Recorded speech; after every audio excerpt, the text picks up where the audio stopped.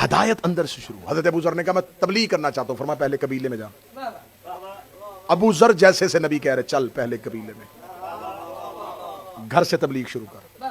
अबू जर पीछे अपने कबीले में आए।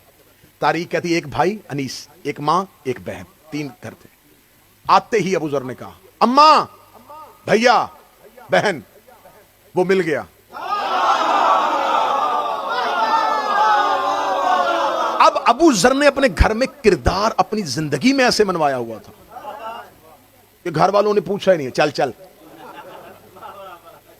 कहां से आ गया तू, देखा हुआ हमने तुझे, इतना तू हदायत याफ्ता, हाँ तू करेगा हमें तबलीग, कल तक तू यहां काफिले लूट रहा था।